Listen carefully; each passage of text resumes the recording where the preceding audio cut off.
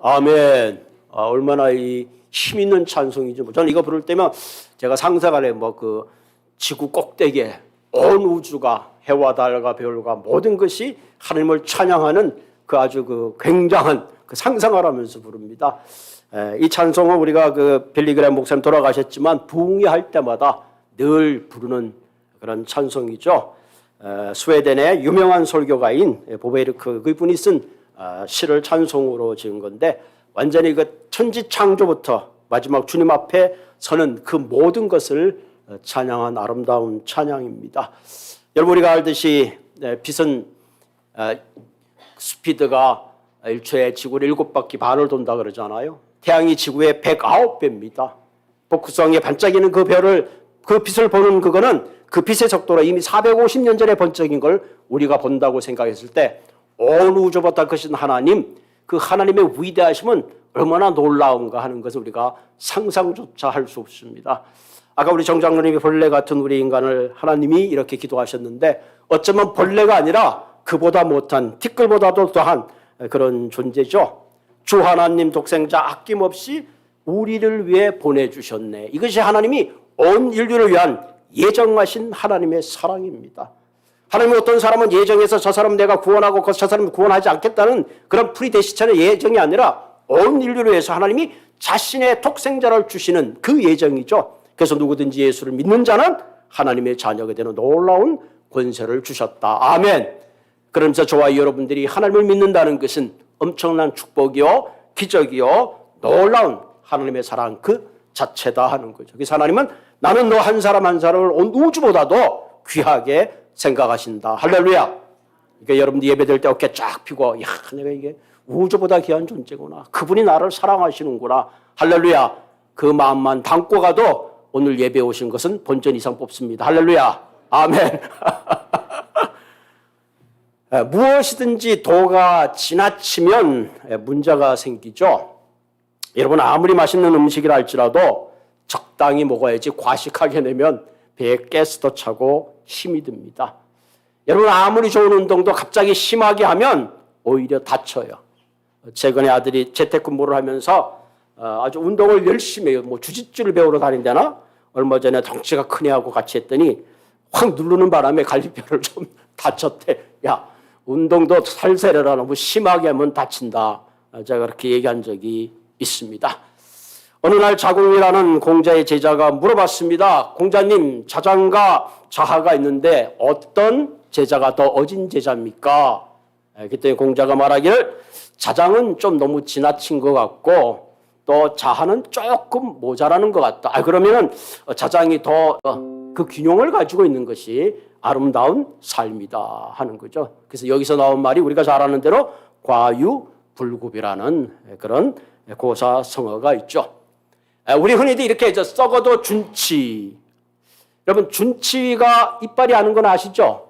우리가 얼핏 생각할 때는 야, 이빨이 준치. 근데 이빨은 좀 썩더라도 그래도 내 이빨은 좋다. 이런 말을 쓸 때 우리가 많이 사용을 하죠. 저도 이빨 때문에 고생을 좀 많이 하고 있는데, 이 준치, 썩어도 준치란 말은 어떤 갓난 물건이 있는데 약간 흠이 나더라도 그 가치가 그대로 존재한다. 그런 뜻이라고 합니다.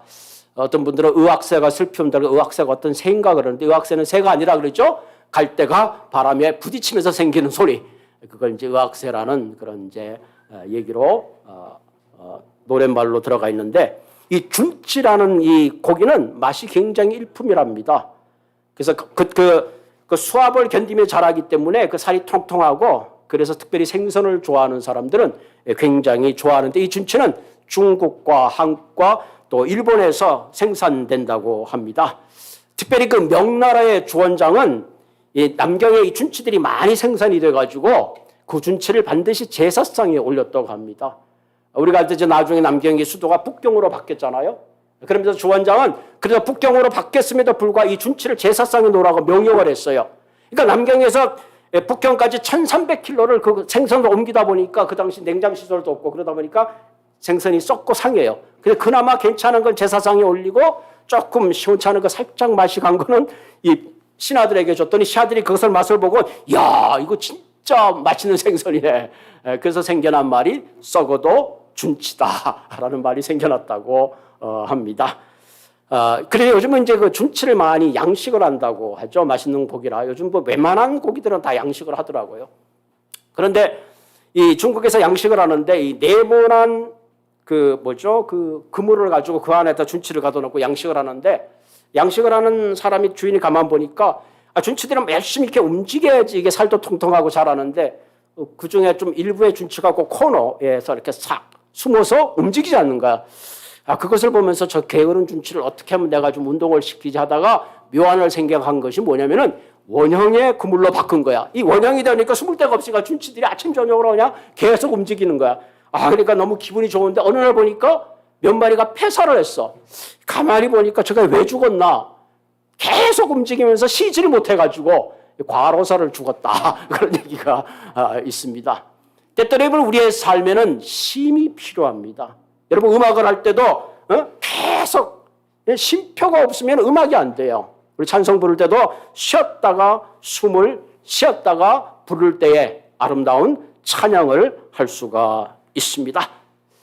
마찬가지로 우리의 삶에는 여러 가지 쉼이 참 필요해요. 그래서 일하는 것도 법적으로 하루에 8시간이잖아요. 8시간이다가 10시간 하면 그 2시간이 얼마나 긴지 몰라요. 그리고 일주일에 6일이 있으면 7일은 쉬어라. 하나님이 안식을 줘서 육신적으로 정신적으로 쉬는 것이고, 또 이 안식을 통해서 우리가 새로운 회복을 얻는 그런 거죠.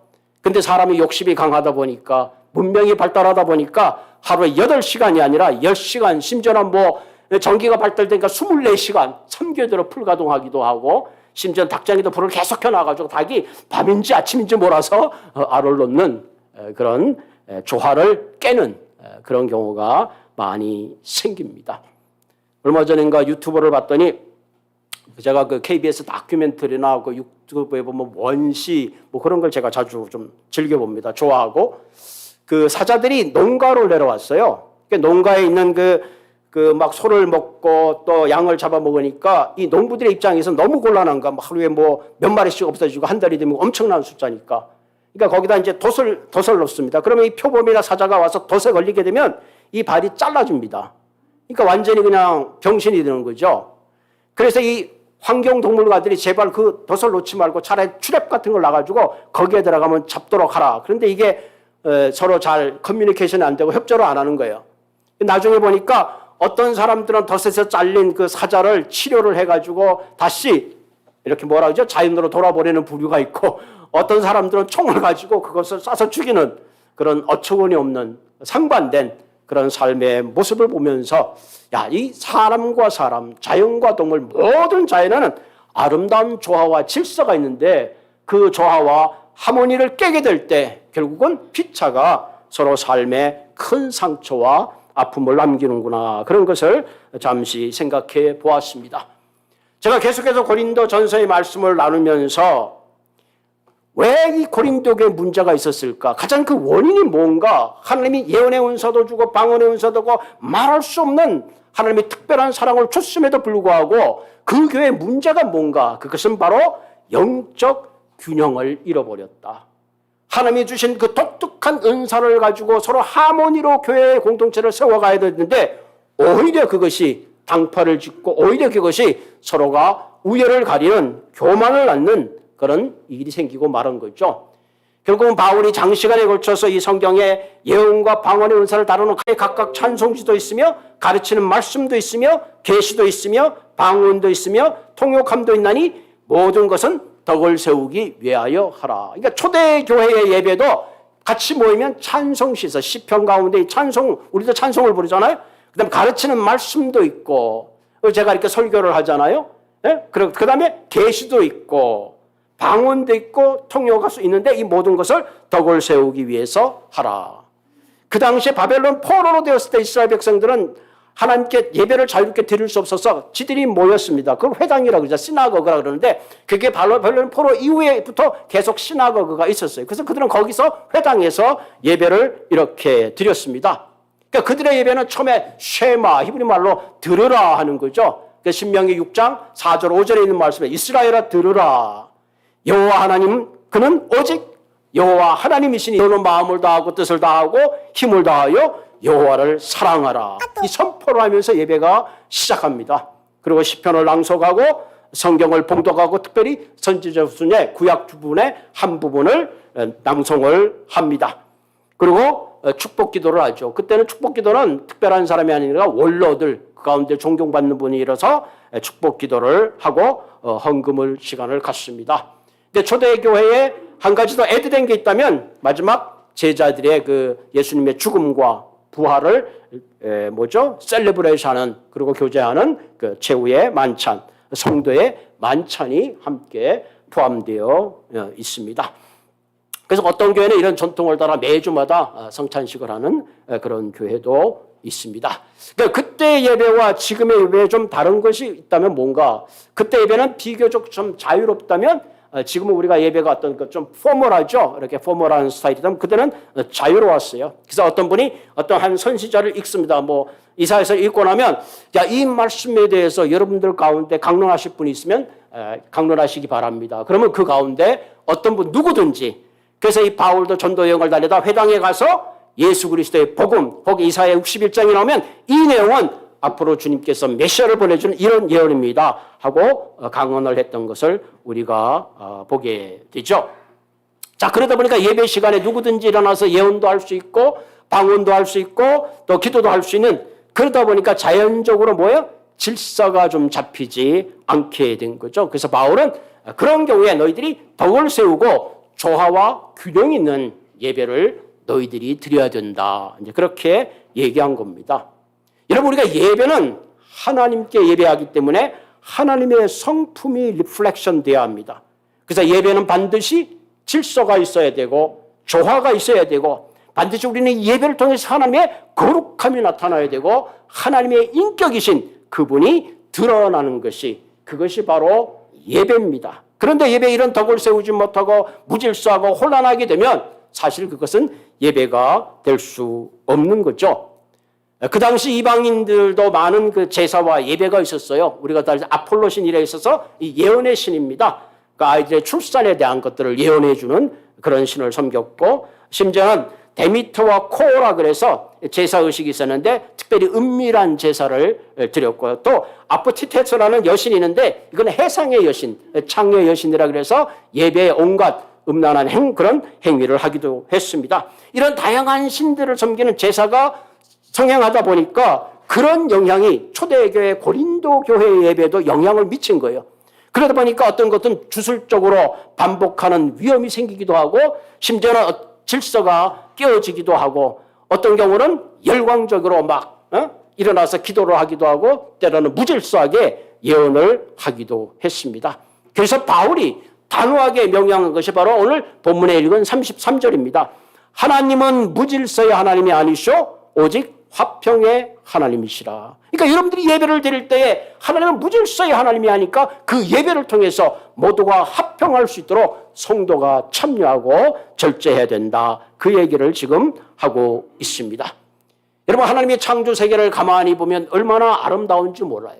산이 있으면 골짜기 있고 냇물이 있으면 강이 되고 강이 흘러서 바다로 흘러가죠. 씨를 뿌리면 꽃이 피고 열매가 피고 그것이 조화를 이룹니다. 봄, 여름, 가을, 겨울 모든 것이 얼마나 아름다운지 몰라요. 우리 육체의 질병을 디지즈라 그래요. 디지즈란 말은 깨어졌다는 거죠. 목 자체 뭐래 육체의 균형이 깨어질 때에 우리는 결국은 병이 생기는 거죠. 사람과 사람의 관계도 깨어지는 순간에 피차가 상처를 받습니다. 그러면서 사실 사람의 얼굴은 잘생겼다, 못생겼다가 아니라 질서에 대한 그런 얘기죠. 그런 의미에서 우리는 하나님이 창조하신 모든 존재들은 질서와 하모니 있게 지어진 겁니다. 그래서 하나님이 뭐라고 그랬어요? 모든 것을 창조하신 다음에 하신 말씀이 심히 보기에 아름다웠더라. 아멘. 그런 의미에서 우리는 매 순간 균형과 질서, 한마디로 무질서의 하나님이 아니라 화평의 하나님인 것을 드러내는 삶의 에센스가 필요하다 하는 겁니다. 자, 그러기 위해서 오늘 본문을 통해서 세 가지를 한번 나눠보도록 하겠습니다. 그럼 우리가 자연과 자연, 사람과 사람, 정말 영적인 하모니를 이루기 위해서 우리에게 가장 필요한 것이 뭔가? 그것은 절제력이 필요하다 하는 거죠. 34절하고 35절을 보면 여자는 교회에서 잠잠하라. 그들에게 말하는 것이 허락됨이 없나니 율법에 이런 것 같이 오직 복종할 것이요. 자, 여기까지 읽고 나면 여자분들이 좀 불편하실 것 같아요. 그죠? 많이 불편하시죠? 예, 많이 불편해요. 저도 불편해요, 지금. 두 번째 보면 만일 무엇을 배우려거든 집에 가서 남편에게 물을지니 여자는 교회에서 말하는 것은 부끄러운 것이라. 아멘? 이거 노멜이죠. 이거 어떻게 해석해야 되느냐? 곤란해. 이게 잘못 해석했다가는 오늘 점심도 못 얻어먹을 것 같고 참 무척 당황스러운 말씀. 이 말씀을 우리가 어떻게 해석하나? 이렇게 성경을 해석할 때는 항상 한 구절을 딱 띄는 게 아니라 왜 이런 얘기를 했는가를 위아래 문맥을 살펴보면 그 상황 속에서 이런 얘기를 한 이유를 발견하게 되죠. 그래서 이 말씀을 우리가 잘 이해하기 위해서는 이 33절의 마지막 부분을 우리가 다시 한번 읽어봐야 돼. 하나님은 무질서의 하나님이 아니요 오직 화평의 하나님이 보면 모든 성도가 교회에서 잠잠해야 된다. 모든 성도가 그러니까 아무나 예언하고 아무나 기도하고 아무나 내가 뭐 주님께 계시받았다고 떠드는 것이 아니라 그 예배 시간은 좀 조용히 잠잠하게 질서 있게 해라 하는 거죠. 자, 이렇게 얘기했는데 그 중에 어떤 사람이 이 말을 듣지 않고 일어나가지고 막 계속 하는 거야. 이를테면 이렇게 상상할 수 있어요. 우리가 임원회를 하고 있는데 어떤 한 그 김 집사님이 막 계속 일어나서 의장 막 그러면 이 사회자 입장에서 그 좀 김 집사님 좀 조용히 하세요. 저 다른 분에게도 의견할 기회를 줘야죠. 그때 마침 그 여자분이었던 모양이죠. 어쨌든 간에 이런 상황 속에 생각할 때 잠잠하란 말 단순한 여자만 지칭하는 것이 아니라 전체적인 교회의 예배의 주제와 질서와 화평을 깨트려서는 안 된다라는 주제를 얘기하기 위해서 결국은 그렇게 얘기가 된 거죠. 그러니까 결국은 여자가 교회에서 잠잠하고 남편에서 물어야 되는 포커스가 아니라 너희들은 예배 드릴 때 질서를 따라 내가 지금 하나님이 예언을 주고 방언을 준다 할지라도 그것을 막 내가 방탕 생각난다고 일어나서 얘기하지 말고 서로의 순서를 따라서 잠잠히 그 예배가 방해받지 않고 화평의 하나님을 따라서 그렇게 예배하라 하는 그런 당부를 사실을 하고 있습니다. 그런데 이 말씀을 어떤 분은 잘못 해석을 하면 그럼 이제 여자는 목사도 세우지 말고 여자 선교사님은 그럼 어떻게 하는 말이냐? 그럼 심지어 어떤 분들은 이 말을 해석하고 여보 이 성경에도 이런 말이 있는데 잠잠해야지 그렇게 막 엉두르는 경우가 있는데 이것은 잘못된 해석이라고 볼 수가 있습니다. 어쨌든 중요한 것은 여자가 잠잠하라 안 잠잠하라 중요한 게 아니라 교회가 예배를 드릴 때는 그 화평의 하나님이 드러나고 인격의 하나님이 드러나고 거룩함이 드러나는 그런 예배가 하기 위해서는 모두가 잠잠해야 된다 하는 중요한 의미를 우리에게 던져주고 있습니다. 여러분 하고 싶은 말을 다 하면 속은 후련할지 모르지만 잘못하면 듣는 사람에게서는 상처가 될 수 있습니다. 어린아이일수록 말을 많이 해요. 그러나 성인이 되게 되면 침묵합니다. 성숙하지 않으면 우리가 침묵할 수가 없어요. 로마 원로회에 어떤 정치적인 공방이 있었습니다. 많은 사람이 막 이 얘기 저 얘기하고 있는데 한 사람이 입을 꽉 다물고 있어요. 아니 자네 이 중요한 정치 이슈에 왜 이렇게 반감만 하고 있느냐? 그랬더니 그 테라로스라는 그분이 이렇게 말했어요. 미성숙한 사람은 절대로 침묵할 수 없습니다. 그러나 하고 싶은 말이 입에 있어도 참는 것이 진짜 성숙한 사람입니다. 아멘. 그렇잖아요. 우리 하고 싶은 말을 안 한다는 게 얼마나 힘든지 몰라. 그래서 우리가 이런 말이지 입술을 깨문다. 하고 싶은 말이 있어. 한마디 그냥 확 쏟아내고 싶어. 근데 쏟아내고 나면 또 뒤끝이 안 좋아. 그래서 참는 경우가 많이 있어요. 그래서 서로의 관계가 아름답게 조화를 이루죠. 자신의 베들레헴, 여러분 베들레헴 알죠? 허리둘레를 베들레헴이라고 그러는데 이 허리둘레가 점점 크니까 옷 사이즈가 맞질 않아요.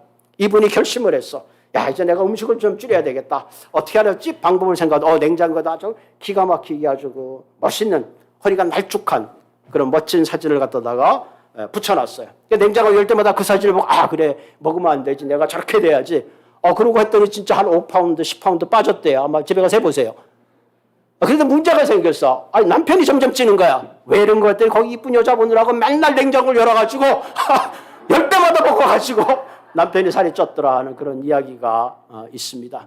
어쨌든 중요한 것은 우리가 뭔가를 절제한다는 게 참 어려워요. 여러분 좀 나이가 들면 달달한 게 먹고 싶잖아요.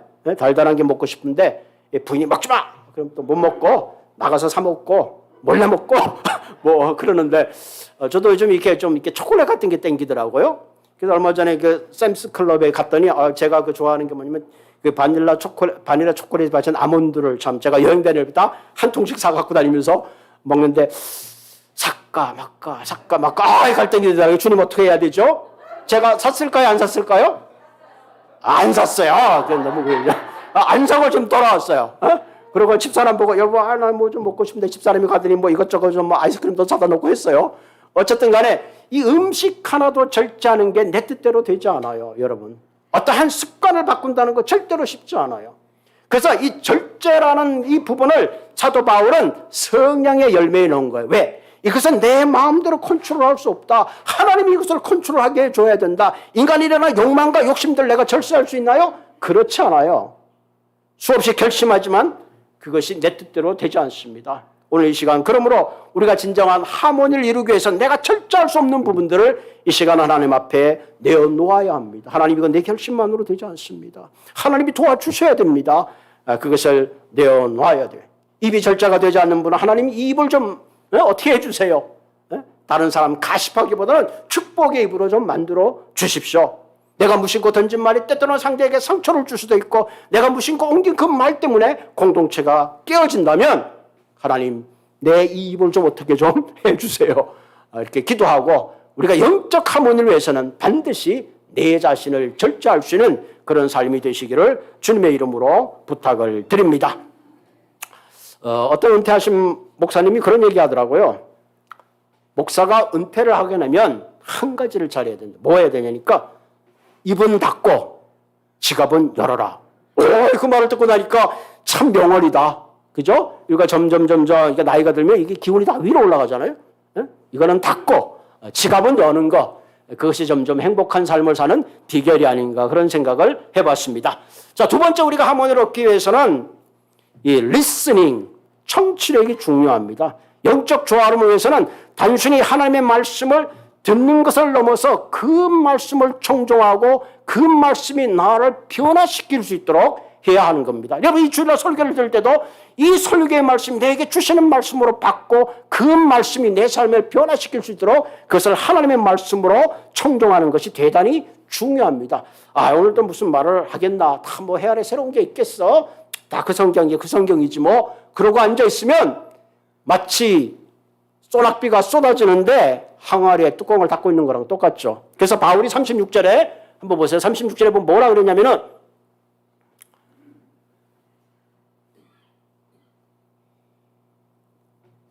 36절에 뭐라고 하냐면 하나님의 말씀이 너희로부터 난 것이냐 또 너희에게만 난 거냐. 예배 중에 이제 막 예언의 은사라고 방언의 은사를 하고 막 내가 이 말씀을 나는 하나님께 이런 말씀을 들었습니다라고 막 뒤로 넘어가면서 얘기를 하니까 바울이 한 말, 야 그게 너에게서 온 건 아니잖아. 하나님께서 주신 말씀 아니냐. 그리고 네가 하나님의 말씀을 받았다고 뒤로 넘어가는데 너만 뒤로 넘어가느냐? 자 봐라 많은 사람이 뒤로 넘어가고 있지 않느냐.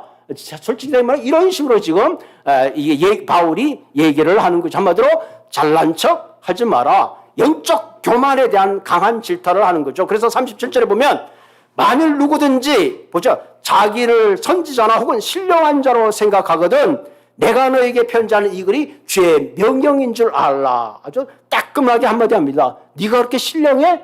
네가 스스로 선지라고 생각해? No way. 한마디로 그렇지 않다. 우리는 스스로 내가 옳다는 주장에 묶여있는 순간에 다른 사람의 이야기는 듣지를 않습니다.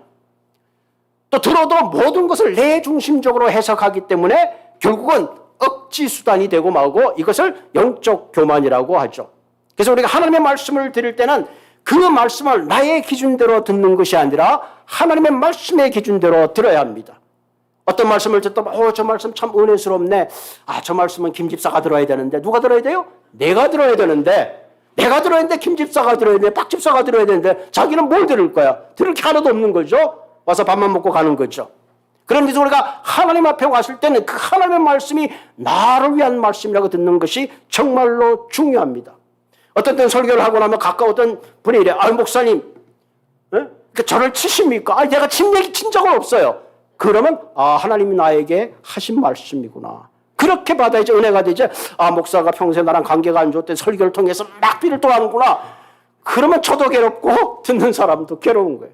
우리 하나님의 말씀을 드릴 때는 내 기준을 내려놓고 하나님의 기준을 따라 오늘도 내게 하나님은 어떤 말씀을 하고 계시는가. 그럴 때에 우리는 그 말씀이 진정 내 삶을 변화시키는 능력의 말씀이 될 줄로 믿습니다. 때때로 우리는 사람의 의견과 생각과 여론도 중요하지만 사람의 생각은 전체를 보지 못합니다. 항상 자기 기준에서 판단하고 해석합니다. 그렇기 때문에 편견이 있을 수 있어요. 그러나 하나님의 말씀은 우리를 변화시키고 우리를 책망시키고 내 삶을 좀 더 큰 안목에서 보게 하기 때문에 우리는 그 말씀 속에서 내 삶의 현주소를 발견하게 되고 내 삶의 미래의 길을 발견하게 되고 더불어 함께 화평할 수 있는 길을 모색하게 되는 겁니다. 내가 말씀을 청종하게 될 때에 내가 변하면 내 가정이 변하고 내 공동체가 변하고 주변의 모든 사람들이 복을 받는 그런 주인공이 될 줄로 믿습니다. 이제 제가 그 한갑이 좀 넘었어요. 뭐 저보다 다 이렇게 넘으신 분이지만 그래도 만나는 사람들이 다 이제 60대 초반에 이제 친구 목사들을 이제 다 만나게 되죠. 만나다 보면 얘기하다 보면 옛날에는 안 그랬는데 막 전부 다 자기 얘기만 해가지고 뭐 듣지도 않아. 그냥 자기들 얘기만 하다가 그 얼마 전에 목사님들이 좀 이렇게 카펜터리에 모였어요. 얘기를 하는데 뭐 어떻게 얘기하다 보면 홈리스 얘기가 나왔어. 이제 각 교회마다 도시에 있다 보니까 홈리스들이 교회 뭐 십자가 밑에도 있고 들어오기도 하고 뭐 새벽기도 가려면 문 앞에 자기도 하고 저도 옛날에 그랜델 목회할 때 새벽기도 한 5시에 가면 문 앞에서 자는 거야. 나 깨우기도 미안해. 야, 너 지금 내가 여기 들어가야 되는데 네가 문 앞에서 이렇게 자면 어떡하냐. 그런 그 곤란한 얘기를 하다 보니까 2시간이나 지났어. 2시간이나. 아, 캠핑 가서 홈리스 얘기하다가 2시간 지났어. 뭐 왜냐면 저마다 막 이런 얘기 저런 얘기 막 그렇게 하더니 그렇게 시간을 지난 적이 있습니다.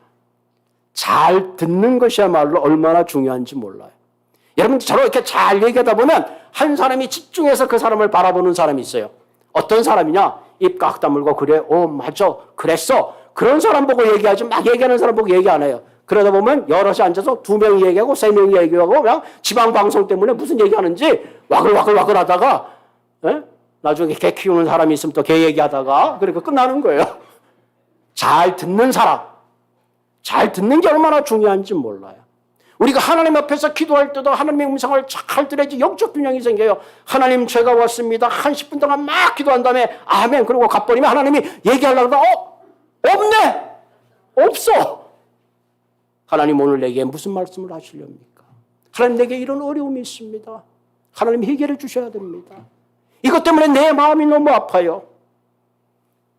하나님 나를 도우실 분은 하나님밖에 없습니다.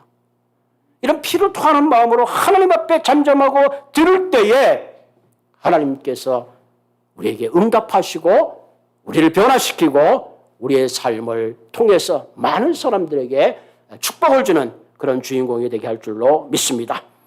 세 번째로 영적 하모니를 이루기 위해서는 내 자신이 있어야 될 위치에 있는 것이 대단히 중요합니다.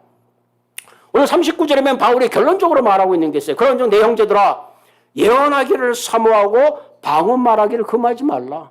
너희들이 예언하고 방언하는 건 좋은 일이라는 거 하나님이 주신 거는 거잖아요. 근데 문제는 뭐야? 모든 것을 품위 있게 하고 질서 있게 But all things must be done properly and in an orderly manner. 질서와 뭐죠? 품위 있게 하라. 이 품위 있게 하라는 말은 뭐냐면은 여러분들 그 옷을 맞추러 가면 피링 한다 그러잖아요. 골프 쳐도 피링을 하는데 그래서 내 몸에 싹 맞게 핏이 맞게 기가 막히게 한다는 거죠. 그러니까 다시 말하면 우리가 어떤 일을 행할 때 마치 몸에 만든 점은 내 삶에 통해서 그 하나님의 인격과 질서와 평화가 나타나게 하라. 그런 얘기를 하는 겁니다. 그래야지 그 공동체가 아름답다 하는 거죠. 사실은 그들에게 하나님께 방언과 예언의 은사를 줬으면 그것을 정말로 질서 있게 매너 있게 했더라면 그 말을 듣는 애들에게 놀라운 역사가 나타났을 거예요. 여러분 바울이 이 예언의 말씀을 할 때에 그들이 막 그 큰 은혜가 있잖아요. 베드로가 막 하나님 말씀을 전할 때에 막 수천 명이 회개하는 역사가 일어났잖아요. 여러분 군인이 있어야 될 자리하고 정치에 개입하게 되면 구테타가 되는 거예요. 정치를 하는 사람이 자기 입장만 주장하고 자기 마음대로 막 폭군이 되고 마는 겁니다. 종교 지도자가 자기의 욕심만 채우게 되면 그건 사이비 종교가 되고 마는 겁니다. 그렇기 때문에 하나님이 내게 요구하시는 바른 자리, 바른 질서, 바른 하모니에 우리는 서 있어야 합니다. 목사는 목사가 서 있어야 될 자리, 장로는 장로가 서 있어야 될, 권사와 집사와 성도가 내가 크리스천의 하나님의 사람으로서 내가 서 있어야 될 자리가 온가? 이 자리가 하나님이 원하는 자리인가? 내가 정말로 이 자리가 질서 있는 자리인가? 이것이 정말로 필링한 하나님이 원하는 장소에 서 있는가 하는 것들을 우리는 생각해 보아야 합니다. 내가 죄 짓는 자리에 서 있다면 그것은 내가 잘못된 자리에 서 있는 거예요. 그래서 복 있는 사람은 악인의 길을 쫓지 않으며 죄인의 길을 서지 않으며 오만한 자의 자리에 앉지 않는다 그랬습니다. 그렇기 때문에 우리는 매 순간 하나님의 자녀로서 내가 하고 있는 이 일이, 내 위치가, 내가 하는 이 말이 정말로 질서의 하나님, 화평의 하나님, 거룩한 하나님을 드러내고 있는가, 그것을 우리는 늘 생각하며 살아야 될 줄로 믿습니다. 미켈란젤로의 다비드상을 3년에 걸쳐서 완성했습니다. 지금도 그렇게 얘기했더니 미켈란젤로가 지난 한 일주일 동안 나는 이 발가락 때문에 애를 쓰고 시시한 발가락 때문에 일주일씩이나 시간을 보내. 미켈란젤로가 말했습니다. 이 조각에는 하찮은 부분이라는 게 없습니다. 이 하찮은 부분이 결국은 위대한 조각품을 탄생하게 합니다. 지금 원래 데비드상은 이것도 우상이다. 그래가지고 발가락을 좀 이렇게 지금 상한 상태로 있죠. 원본은. 그러면서 이렇게 말합니다. 이 하찮은 것은 없다. 여러분 생각해 보세요. 우리 한 사람 한 사람은 하나님이 다 독특한 존재로 창조하셨어요. 여기 있는 여러분들이 앉아있는 한 분은 온 우주에서 여러분 한 분밖에 없어요. 여러분처럼 생각하고 여러분처럼 말하고 여러분처럼 생각하고 여러분처럼 하는 사람 온 우주에 하나밖에 없다는 거예요. 그렇게 생각할 때 우리의 존재라는 건 결코 하찮은 존재가 아니죠. 다른 사람이 나에 대해서 무엇을 평가하든 그건 중요한 게 아니야. 하나님이 나에 대해서 어떻게 평가, 하나님은 나를 온 우주보다 존귀한 하찮은 존재가 아니라 특별한 존재로 창조하셨다는 사실입니다. 그러니 우리는 조금 부족해도 실망할 필요가 없어요. 때로는 깨어지고 부서지고 좌절해도 포기하는 것이 아니라 오늘도 나의 손을 잡고 오늘도 가장 아름답게 빚어가시는 그 하나님을 의지하고 살 때에 우리는 가장 질서 있고 하모니 있는 삶을 살게 되는 것입니다. 그러므로 사랑하는 성도 여러분, 여러분의 삶에 절제하시기 바랍니다. 그리고 하나님의 말씀을 리스닝하시고 더 나아가서 내가 있어야 될 자리, 죄의 자리에 있는 것이 아니라 하나님의 거룩함을 드러내는 화평의 자리를 서가시는 여러분 한 분 한 분 되기를 주님의 이름으로 부탁을 드립니다. 같이 기도하겠습니다. 참 좋으신 하나님, 오늘도 귀한 말씀을 통해서 우리의 아둔함을 깨우치시는 하나님, 질서의 하나님, 화평의 하나님, 때로 우리의 삶이 무질서하며 때때로 우리의 삶이 방종하며 방탕할 때가 너무 많습니다. 이 시간 하나님, 주의 성령께서 우리의 걸음을, 우리의 생각을, 우리의 마음을 지키셔서 범사에 하나님의 거룩함을 드러내는 삶이 되게 하여 주시옵소서. 무엇보다 하나님과 이 땅을 살아가면서 세상의 허탄한 신화와 문화의 기준으로 살아가는 것이 아니라 하나님의 기준, 하나님의 말씀을 따라 그 기준이 내 삶을 변화시키고 그 기준이 내 삶을 인도하는 방향을 따라 살아가는 저희들 될 수 있도록 주님 인도하여 주시옵소서. 때때는 내가 크리스찬으로서 있어야 될 자리가 아닌 엉뚱한 자리에, 죄의 자리에 있다면 이 시간 다시 한번 내가 돌아서게 하시고 마치 탕자가 멀리 가던 아버지 품을 돌아왔듯이 이 시간도 내가 주님의 음성으로부터 멀어져 있다면 이는 내 사랑하는 아들이요 나의 기뻐하는 자라는 그 음성 가장 가까운 은밀한 자리에